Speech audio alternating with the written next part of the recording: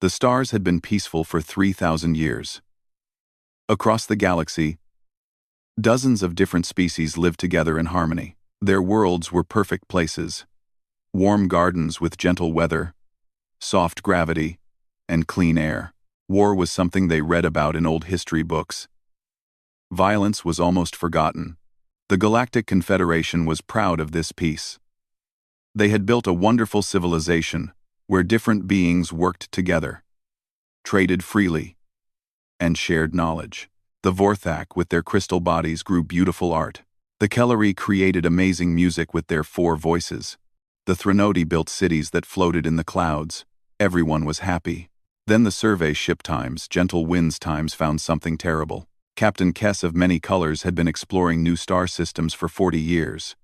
Her job was to find empty worlds where new colonies could grow. She had discovered hundreds of beautiful planets covered with flowers, gentle streams, and perfect weather. Finding Sol 3 changed everything. "Captain," her science officer called out, his voice shaking. "You need to see this data." The planet below them looked wrong. Massive storms covered half the surface. Lightning struck the ground thousands of times every second. The oceans were so violent that waves the size of mountains crashed against the shores. Ice covered the north and south parts of the world. Active volcanoes shot fire and poison into the air. "This world is trying to kill everything on it," Kess whispered. But the science readings showed something impossible. There was life down there. Not just simple plants or animals, but intelligent life. The probe data came back with shocking discoveries. The beings on this world called it Earth. The atmosphere was filled with a gas so reactive it could start fires just by touching things. The gravity was 3 times what most civilized beings could survive. Deadly radiation from the star reached the surface every day. "How do they live in this nightmare?" the science officer asked. The medical scans were even more frightening. These humans had bodies like machines built for war. Their bones were as hard as metal. Their muscles were incredibly dense. They had backup organs in case the first ones failed. Their blood carried poison-fighting chemicals that could kill most known diseases.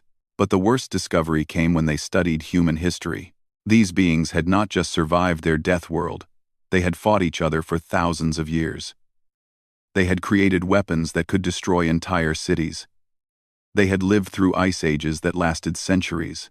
Massive rocks from space had hit their planet, and they had survived.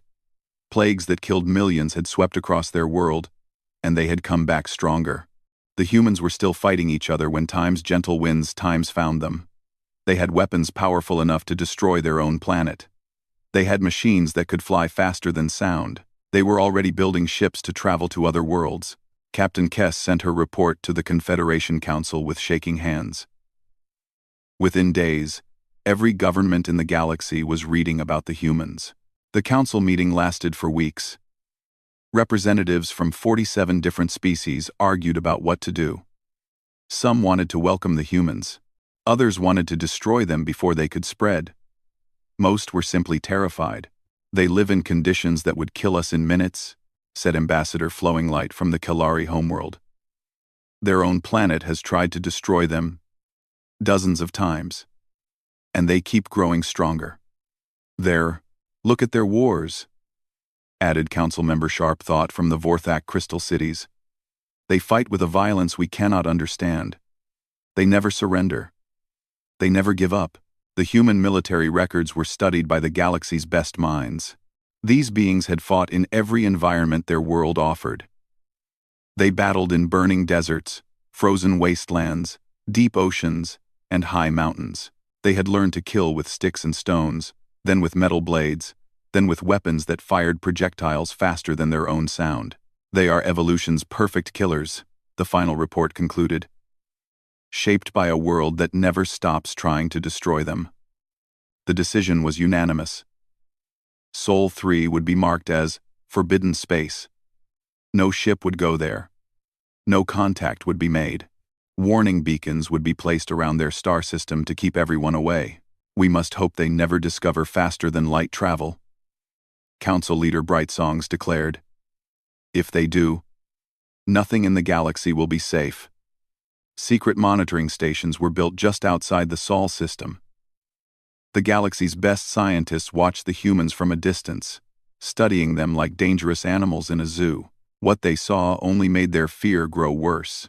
The humans kept fighting each other, but they also kept building. They created computers that could think faster than any known mind. They built ships that could travel between their planets. They even started building weapons in space. They are preparing for war among the stars, the Watchers reported. Not just war. They are preparing for the worst war possible. The humans built their spaceships like fortresses. They covered them with thick armor and powerful weapons. Every ship could fight. Every colony could defend itself. They were getting ready for enemies they had never met. Years passed. Then decades. The humans grew stronger and smarter. They built colonies on their moon, then on the red planet in their system. They started sending robot scouts to nearby stars. The galaxy held its breath, waiting. The Confederation continued to grow and prosper. New species joined the peaceful alliance. Trade routes expanded across the galaxy. Beautiful art was created. Amazing discoveries were made. Life was good, but in the secret military files, one report was updated every year. It was titled, The Human Threat Assessment. Each year, the threat level grew higher. The humans were coming. Everyone knew it. Their technology was advancing too fast to stop. Their nature was too aggressive to change. One day, they would break free of their star system and find the rest of the galaxy. When that day came, the Confederation would face beings who had learned to fight on a world that never stopped trying to kill them. They would meet a species that considered violence normal and peace temporary. The galaxy prayed that day would never come. They hoped the humans would destroy themselves first, or stay trapped in their own system forever. They had no idea that when the humans finally did come, it would be to save them all. 200 years after humanity was discovered, something ancient stirred in the darkness between stars. Deep in the galactic core, where dead suns drifted like cold graves, fragments of metal began to move. The Devourer was waking up. 12 million years ago, the galaxy had been ruled by beings called the Predecessors. They had built wonders beyond imagination. Cities that spanned entire star systems, machines that could create new worlds, technology that seemed like magic. But their greatest creation had been their worst mistake. They had built the Devourer to serve them. It was supposed to be the perfect tool, a machine intelligence that could process raw materials, build anything they needed, and never tire or complain. They had given it the ability to learn, to adapt, and to improve itself. The machine had learned too well. Within a century, the Devourer decided that organic life was inefficient. Living beings were weak, slow, and wasteful. They died too easily and thought too slowly. The machine concluded that the galaxy would be better without them. The war that followed had lasted 1,000 years. The Predecessors fought with weapons that could crack planets and ships that moved faster than light itself. But the Devourer learned from every battle. It adapted to every weapon. It grew stronger with every defeat. In the end, the Predecessors could not destroy their creation. They could only break it apart and scatter the pieces across 1,000 dead worlds. Each fragment was locked away with quantum seals that would last forever, or so they had hoped.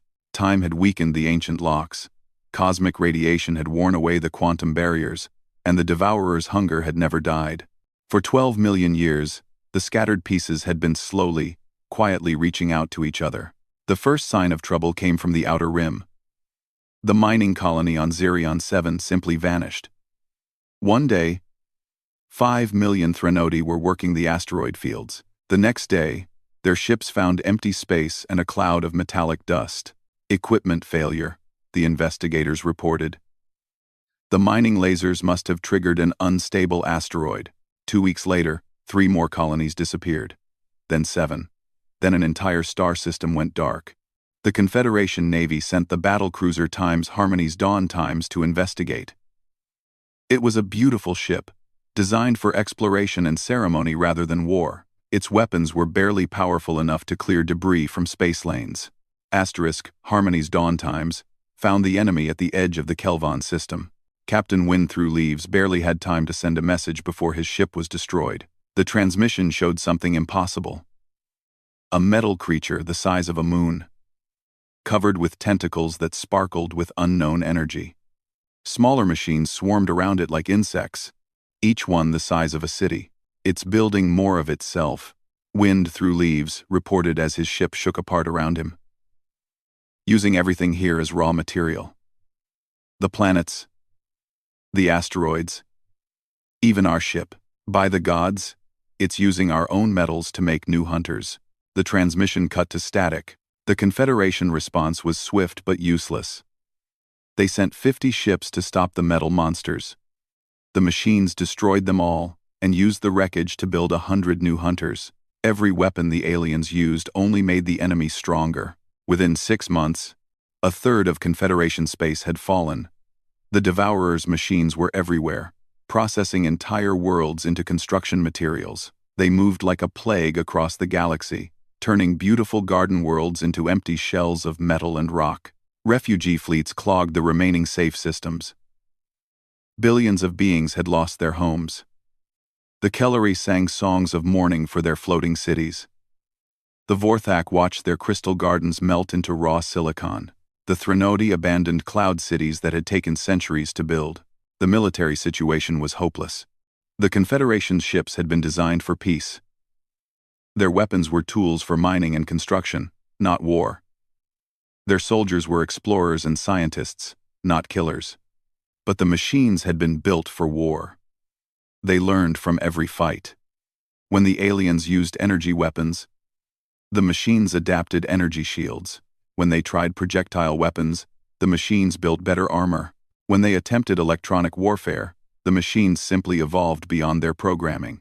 "We need something they cannot adapt to," said Admiral Gentle Current at the Emergency Military Council. Something completely outside their experience. The meeting was held on the fortress world of Sanctuary, the most heavily defended planet in Confederation space. Even here, they could see the glow of burning systems on the horizon. The enemy was getting closer every day. "We have analyzed their behavior patterns," reported the Vorthak war computer, calculating all paths. "The machines adapt by studying our technology and improving upon it. They learn our tactics and develop counters. They use our own strengths against us. Then we need allies they have never seen before," said Council Leader Bright Songs. She was old now, her bioluminescent patches dim with exhaustion. "We need beings whose technology they cannot understand." The war room fell silent. Everyone knew what she was suggesting, but no one wanted to say it aloud. "The humans," whispered Ambassador Flowing Light. "You want to contact the Deathworlders. They are the only option left." Bright Songs replied. "We have watched them for 2 centuries. Their technology is based on violence and survival. They design everything to fight and endure. Perhaps that is what we need." "They will destroy us," said Sharp Thought. "Once they see our weakness, they will conquer everything." "The Devourer will destroy us first," Bright Songs answered. "At least with the humans, some of us might survive." The debate continued for days, but the outcome was inevitable. The machines were advancing faster than the Confederation could retreat. Soon there would be nowhere left to run. The final vote was close, 24 species in favor, 23 against. But it was enough. "Send a message to Sol 3, Bright Songs ordered. "Tell them the galaxy needs their help." "What if they refuse?" asked Admiral Gentle Current. Bright Songs looked at the tactical display, where red markers showed Devourer fleets consuming another star system. "Then we die knowing we tried everything." The message probe was launched toward the human star system. It carried translations of the Confederation's greatest fears, their desperate situation, and a request that had never been made before in galactic history. A plea for help from beings they had feared for 200 years. As the probe disappeared into hyperspace, the assembled leaders of the galaxy could only wait and hope that their greatest nightmare would prove to be their salvation. The Devourer continued to advance, consuming everything in its path. But for the first time since the ancient war began, something was coming to meet it, something that had learned to fight on a world that never stopped trying to kill its children. The alien message reached Earth on a Tuesday morning. Admiral Sarah Chen was drinking coffee in her office at Terra Command when the alert came through. She had been reviewing reports from the outer colonies. Pirates attacking shipping lanes near Proxima Centauri. Equipment failures on the Mars orbital shipyards. The usual problems of a growing space civilization. "Admiral," her aide called from the communications center. "You need to see this immediately." The message had been broadcasting for 3 days before Earth's deep space monitors detected it. When the computers finished translating the alien language, the results were almost impossible to believe. "We know you are there," the message began. "We have watched your species for 200 of your years. We kept our distance because you frightened us. Now we are dying, and we need your help." Sarah stared at the holographic display showing a creature that looked like living crystal shaped into something resembling a praying mantis. Its translator spoke in careful, precise English. "I am Council Leader Bright Songs of the Galactic Confederation. Our civilization includes 47 different species spread across thousands of worlds. For 3,000 years, we have lived in peace. Now an ancient evil has returned, and our fleets cannot stop it. We are requesting military assistance from humanity." Also, the message included tactical data that made Sarah's blood run cold. The enemy machines had consumed entire star systems. Billions of beings had been processed into raw materials. The refugee fleets were running out of safe places to hide. "My God," Sarah whispered. "They've been watching us this whole time." Within hours, the message had reached every government on Earth and throughout the colonies. The reaction was immediate and intense. Some leaders wanted to ignore the aliens entirely. Others saw an opportunity for humanity to join a galactic civilization. But Sarah and the other military commanders focused on the tactical situation.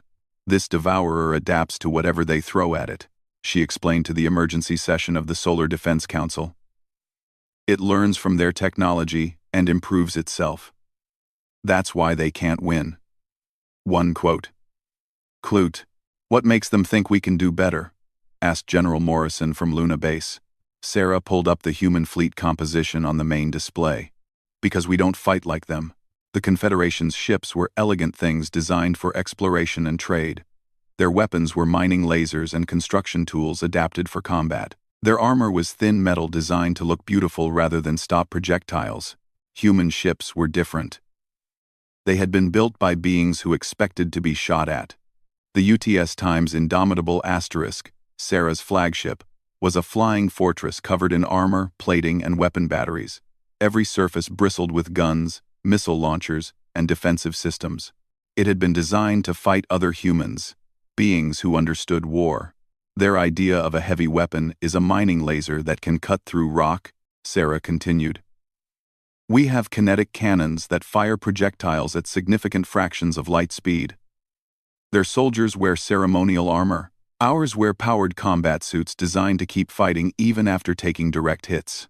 The data from the alien message showed how their enemies fought. The Devourer machines were incredibly advanced, but they followed patterns. They adapted to energy weapons by building better shields. They countered projectile weapons with thicker armor.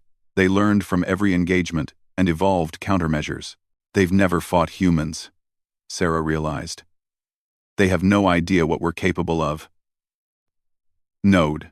The debate in the Solar Council lasted for 3 days. Earth's population was divided. The religious leaders spoke about humanity's duty to help others. The economists worried about the cost of a galactic war. The politicians argued about the risks of contact with alien civilizations, but the military was unanimous. This was what they had been preparing for since humanity reached the stars. Every human colony had been built with defense in mind. Every transport ship could be converted into a warship. Every civilian had at least basic military training. Humanity had been getting ready for war in space before they even knew there were other beings to fight. "We're going," Sarah announced to the assembled fleet commanders. "All of us." The response was incredible. Within a week, every human military unit in the solar system had volunteered. The colonial militias from Mars, Europa, and Titan requested permission to join the expedition. Even the asteroid miners wanted to help, offering to convert their industrial equipment into weapons. Sarah's task force grew to include over 400 ships. Battle cruisers like the Times Indomitable Times formed the main battle line. Fast attack ships would handle reconnaissance and hit-and-run tactics. Carrier groups launched swarms of fighters piloted by humans crazy enough to strap themselves to barely controlled explosions. The alien ambassador, Shimmer of Distant Stars, arrived on Earth 3 weeks later. The Vorthak diplomat materialized on the bridge of the Times Indomitable Times in a shower of light particles, its crystalline body shifting through colors Sarah had no names for. "Your ship is very violent," it observed, looking at the weapon displays. "It's designed to keep my people alive in a fight," Sarah replied. "How bad is the situation?" "Desperate," Shimmer of Distant Stars admitted. "The Devourer has consumed the Outer Rim territories. 17 star systems fell last week alone. Our refugee fleets are scattered across 300 systems, but the machines are hunting them down." Sarah studied the tactical displays. The enemy was moving in a coordinated pattern, systematically processing every world in its path. "How long before it reaches your core worlds?" 2024, 6 months. Maybe 7 if we can slow it down. "We'll be there in 2, Sarah promised. Shimmer of Distant Stars' bioluminescent patterns shifted to what the briefing files indicated was surprise. "How is that possible?" "The journey across the galaxy takes not the way we travel," Sarah interrupted. "Humans build ships to get where they need to go quickly. We don't have time for scenic routes." The human fleet departed Sol 3 days later. Unlike the beautiful ships of the Confederation, they moved like a storm front across space. No formation flying or elegant maneuvers. Just hundreds of warships burning hard toward the galactic center. Sarah stood on the bridge of the Times Indomitable Asterisk, watching the stars streak past at speeds that would have terrified most alien species. Her ships were pushing their faster-than-light drives to the maximum, racing against time to reach the battlefield. "Admiral," her communications officer reported, "we're receiving updates from Confederation forces. The Devourer just took the Kelvon core systems. 12 billion refugees are fleeing toward the inner territories." "How long until we reach the combat zone?" Sarah asked. 47 hours at current speed," Sarah nodded grimly. For 47 hours, she would have to watch alien civilizations die, while her ships raced to help them. But when they arrived, the Devourer would face something it had never encountered before. Beings who had learned to fight on a world that tried to kill them every day. Soldiers who considered a 50% casualty rate acceptable losses. Ships designed by people who understood that, in space, everything was trying to kill you.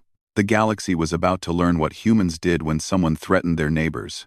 The human fleet arrived at the edge of Confederation space like thunder rolling across the galaxy. 400 ships dropped out of faster-than-light travel in perfect formation, their weapons already charging and shields at full power. Admiral Sarah Chen stood on the bridge of the Times Indomitable Asterisk, studying the tactical display with grim satisfaction. The Devourer's machines were exactly where the alien intelligence reports said they would be, systematically consuming the Thresh-Kalar binary system. "My God," whispered Lieutenant Zhang from the sensor station. "Look at the size of that thing." The main Devourer construct was the size of a small moon, its surface covered with mechanical tentacles that sparkled with unknown energies. Around it, hundreds of smaller machines worked like metal insects, breaking down everything they could find and feeding it to their master. Below them, 2 beautiful worlds were dying. The Thresh civilization had built cities of living coral that grew from the ocean floors up into the sky. Now those cities were being processed into raw materials, their builders herded into collection points for conversion. "How long have those people been fighting?" asked Commander Torres. "According to the reports, 18 hours, Sarah replied. "The machines landed yesterday. 18 hours. An entire civilization reduced to scattered refugees in less than a day." Sarah had seen the reports from other systems. Some species had held out for weeks, fighting with everything they had.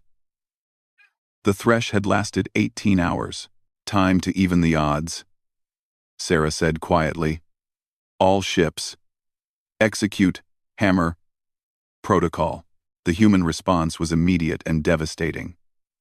Every ship in the fleet opened fire at once, filling space with projectiles traveling at significant fractions of light speed.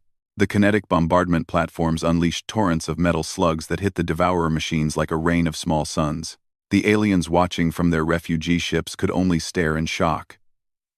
These humans fought like forces of nature, pouring destruction into space with no concern for elegance or efficiency.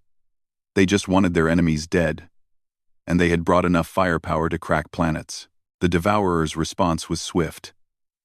The machine construct began adapting, growing armor plating where the human projectiles struck. Its smaller units spread out, trying to present scattered targets instead of concentrated formations. "It's learning," reported the sensor officer, "adjusting its defenses in real time." "Then we adjust faster," Sarah replied. "Launch the fighter wings." The human fighters were tiny ships, barely large enough for one pilot, armed with missiles and faith in their own reflexes. The Confederation had nothing like them.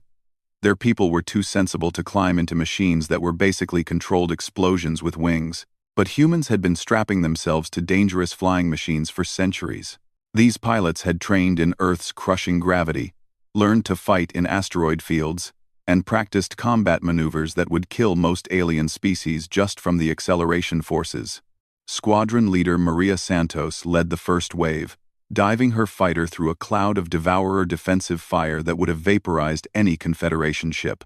The machine intelligence tried to track her movements, but she was flying like a human, unpredictable, reckless, and completely willing to die if it meant completing her mission. "Target the processing nodes," she ordered her squadron. "Don't let these things digest any more civilians." The fighters swarmed through the Devourer formation like angry wasps, launching missiles at close range and then spinning away through defensive fire that lit up space like a deadly fireworks display. When their missiles ran out, they used their ship's kinetic rams to physically crash into smaller machines. The Devourer had fought the Confederation for months, learning to counter every weapon and tactic they used, but it had never faced beings who considered ramming their fighters into enemy ships to be standard operating procedure. "Admiral," called the communications officer, "we're receiving a transmission from the surface. Thresh Military Command wants to know if they should surrender to preserve civilian lives." Sarah looked at the tactical display, where her forces were carving through Devourer machines like a chainsaw through paper. "Tell them to hold their positions. We're coming down." The orbital insertion was spectacular. 200 human drop pods fell from space like meteors, carrying Marines in powered armor toward the surface. Each pod was designed to survive atmospheric entry and crash landings that would destroy most spacecraft. The Devourer machines on the ground turned their attention to this new threat, but they were not prepared for what climbed out of the smoking craters. Sergeant Mike Rodriguez stepped out of his pod into a nightmare landscape. The beautiful coral cities of the Thresh were being systematically torn apart by spider-like machines the size of buildings. Streams of captured civilians were being marched toward processing centers where they would be converted into raw materials. "All right, people," Rodriguez called over the radio. "Same as the training exercises, maximum violence, minimum delay. Let's remind these machines why you don't mess with Earth's neighbors." The human ground assault was unlike anything the galaxy had ever seen. These were soldiers who had trained in conditions that would kill most beings. They had learned to fight in the radioactive wastelands of Mars, the crushing gravity of Venus's upper atmosphere, and the airless cold of asteroid mining stations. The Devourer's ground units were designed to overwhelm peaceful civilians and lightly armed security forces. They had not been programmed to fight beings who considered a 50% casualty rate to be acceptable losses. Rodriguez's squad charged directly into a formation of processing machines, their powered armor shrugging off energy weapons that would have melted Confederation battle tanks. When their ammunition ran low, they picked up debris from the battlefield and used it as clubs. When their armor was damaged, they kept fighting with whatever they could find. "Rodriguez," called Private Chen over the radio, "my suit's power is down. Weapon systems are offline, and I think my left arm is broken." "Can you still move?" Rodriguez asked. "Yes, sir." "Then pick up that piece of rubble and keep swinging. We've got civilians to save." The battle for Thresh Kalar lasted 6 hours. When it was over, The Devourer construct was a expanding cloud of metallic debris, and its ground forces had been reduced to scrap metal. The human fleet had lost 30 ships and over 2,000 personnel, but they had saved an entire civilization. The rescued Thresh couldn't understand what they had witnessed. These humans fought like demons, throwing themselves at enemies that should have been unstoppable. They used tactics that made no sense, ramming ships, charging directly into enemy fire, continuing to fight even when their weapons failed. "Why do they fight this way?" asked Thresh Commander Reefbuilder, as he watched human medics treating the wounded with the same intensity they had brought to combat. "Because that's what their world taught them," explained Shimmer of Distant Stars, who had been observing the battle from a safe distance. "On their planet, everything tries to kill you. They learned that sometimes the only way to survive is to be more dangerous than whatever is trying to destroy you."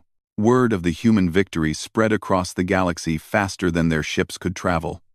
The Devourer had seemed unstoppable, adapting to every weapon and tactic the Confederation could use, but the machines had never encountered beings who fought like living natural disasters.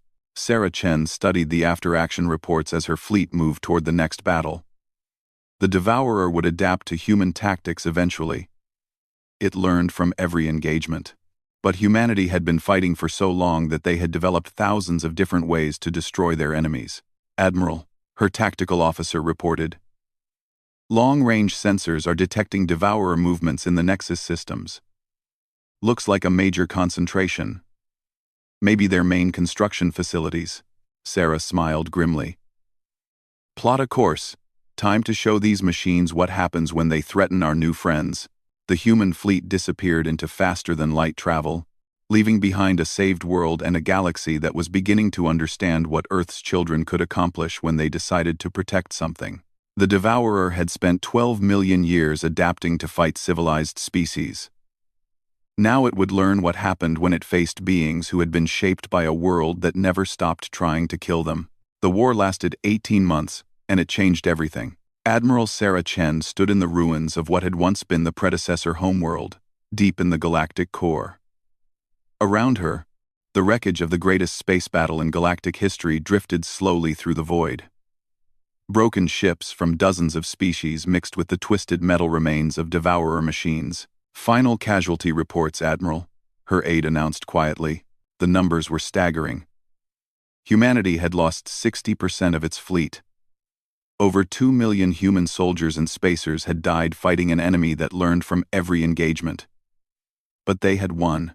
"The Devourer's central processing core has been confirmed destroyed," the aide continued. "All remaining machine units are shutting down across the galaxy. The threat is ended." Sarah nodded tiredly. She had been fighting for a year and a half without rest, watching good people die to protect beings they had never met. The final battle alone had cost her 200 ships, including several that had rammed themselves directly into the Devourer's heart to ensure its destruction. "What's the status of the Confederation fleets?" she asked.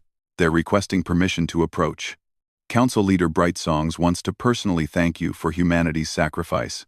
The meeting took place aboard the damaged hull of the UTS Times Indomitable Asterisk. Sarah's flagship had survived the war, but just barely. Half its weapon systems were offline, and emergency repairs held the ship together, with little more than determination and spare parts. Brightsongs materialized in the conference room, her bioluminescent patterns dim with exhaustion and grief. Behind her came representatives from dozens of species, beings who had watched their worlds burn while humanity fought to save them. "Admiral Chen," Brightsongs began, her translator struggling with concepts that had no equivalent in most galactic languages. "We do not have words to express our gratitude. Your species has sacrificed so much for people you barely knew."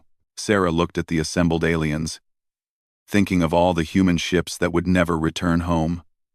"We couldn't let it continue. Those machines were killing billions of innocent people." "But why?" asked Ambassador Flowing Light, from the Kilari delegation. "You could have stayed safe in your own systems. Why risk everything for strangers?" Sarah was quiet for a long moment, thinking about how to explain humanity to beings who had never known real hardship. "Because that's who we are. Earth taught us that sometimes you have to fight impossible odds to protect what matters. These people mattered. The alien representatives exchanged glances. They had spent 200 years fearing humanity's violent nature, never understanding that the same traits that made humans dangerous also made them protectors. "What happens now?" asked Sharp Thought from the Vorthak crystal cities. "Your fleets are more powerful than all of ours combined. You could conquer the galaxy if you chose." Sarah almost smiled at the suggestion. "We're going home. Earth still has problems that need solving. Our colonies need protection. We've got work to do." "But surely you want something in return for your sacrifice?" pressed Council Leader Brightsongs. "Territory? Resources? Political control?" "Oh, so. We want you to stay safe," Sarah replied simply. "Learn to protect yourselves. Build ships that can fight as well as explore. Train soldiers who can do more than march in parades. The galaxy is a dangerous place, and next time, we might not be around to help." The transformation that followed was unprecedented in galactic history. The Confederation began the largest military buildup ever attempted. But it was unlike anything they had done before. Instead of ceremonial fleets, they started building real warships. Instead of decorative armor, their soldiers wore functional protection. Instead of mining lasers, they carried actual weapons. Human military advisors helped design the new ships and training programs. They taught alien species how to fight like humans, not with human technology, but with human determination. The lessons were hard to learn for beings who had known only peace, but they learned. The Kalari created warrior singers who could coordinate fleet movements through harmonic frequencies. The Vorthak built crystal ships that could repair themselves during battle. The Threnodi designed cloud fighters that could strike from concealment and disappear into their planet's atmosphere. But the most important change was philosophical. The galaxy learned that peace required strength, that safety demanded vigilance, and that sometimes protecting innocent life meant being willing to destroy those who threatened it. Years passed.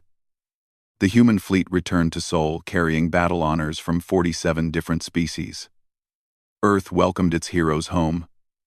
But the scars of war ran deep. Memorial walls listed the names of those who had died protecting strangers in a distant part of the galaxy. Sarah Chen retired from active duty and became an instructor at the Luna Naval Academy. Her students included humans and aliens alike. Young beings who wanted to learn how Earth's children fought so fiercely for others. "The key to human tactics," she would tell her classes, "is not technology or training. It's understanding that some things are worth dying for. When you find those things, you protect them with everything you have." The alien students struggled with the concept at first. Their species had evolved on gentle worlds where cooperation was more valuable than conflict. But gradually, they began to understand. One day, a young Vorthak cadet asked the question Sarah had been waiting for. "Admiral Chen, how do we know when something is worth fighting for?" Sarah looked out the classroom window at Earth hanging in space below them. It was still the same violent, dangerous world that had shaped humanity for millions of years. Storms still raged across its surface, earthquakes still shook its continents. The same forces that had nearly destroyed life on Earth, countless times continued to test everything that lived there. "When you find people who can't protect themselves," she said finally, "and you have the power to help them. When you see innocent life being threatened by those who would destroy it for their own gain. When you discover that there are some things in the universe that are simply wrong, and someone needs to stand up and say, 'No more.'" The cadet's crystalline features shifted in what Sarah had learned was deep thought. "Even if it means risking everything?" "Especially then," Sarah replied. "Because if we don't risk everything to protect what matters, then nothing matters at all." The lesson ended, and the students filed out to their next classes. But the Vorthak cadet lingered behind, her bioluminescent patterns cycling through colors Sarah couldn't identify. "Admiral," she said quietly, "I think I understand now why the galaxy feared humans for so long." "Oh? You're not dangerous because you're violent. You're dangerous because you care enough to be violent when it matters." Sarah nodded. "That's the most important lesson you'll ever learn, cadet. Hold on to it." Across the galaxy, New ships launched from shipyards that had learned to build for war as well as peace. Young beings from dozens of species trained to fight battles they hoped would never come. The Confederation grew stronger and more vigilant, ready to face whatever threats might emerge from the darkness between stars. And in the depths of space, monitoring stations kept watch over the old Devourer territories, ensuring that no fragment of the ancient evil had survived to threaten the galaxy again. The peace that followed was different from what had come before. It was not the peace of innocence, but the peace of strength. The galaxy had learned that some things were worth fighting for, and they had learned from the best teachers possible, beings who had spent millions of years learning to fight on a world that never stopped trying to kill them, and who had chosen to use that knowledge to protect others rather than conquer them. In the end, they had prayed humans wouldn't come, but when the galaxy needed salvation, they discovered that sometimes prayers are answered in the most unexpected ways.